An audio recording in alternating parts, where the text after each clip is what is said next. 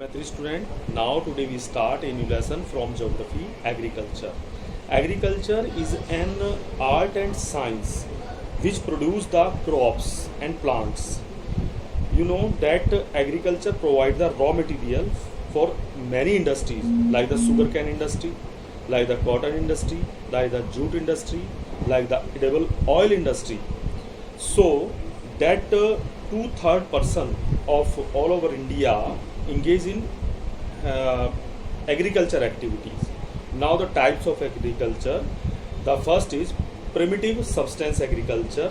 It's mean when the farmer use the primitive tools जैसे हल, जैसे खुरपा, फावड़ा, हंसिया, इनका प्रयोग किया जाता है और मानसून के ऊपर डिपेंड रहा जाता है और केवल अपनी आवश्यकताओं की पूर्ति के लिए खेती की जाती है, उसे कहते हैं हम प्रिमिटिव सब्सटेंस एग्रीकल्चर, जिसमें खेती का कोई भाग, कोई भी फसल का हिस्सा बेचा नहीं जाता, केवल अपने परिवार के प्रयोग के लिए किया जाता है और उसमें केवल परिवार के सदस्य ही कार्य करते हैं। Second is intensive substance agriculture. It's mean when the farmer do the work for a 2 and 3 large field and use the HYV seeds and irrigation facilities and don't waste the some part of the land.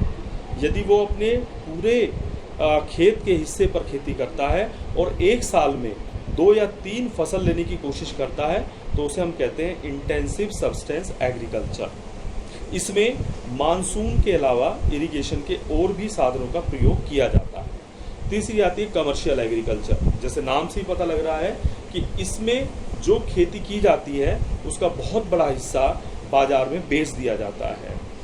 इस प्रकार की खेती में बड़े मैदानों पर काम किया जाता है, यानी बड़े खेतों पर काम किया जाता है और उसके लिए आधुनिक जो टेक्नोलॉजी है, जो टूल्स हैं, उनका प्रयोग किया जाता है.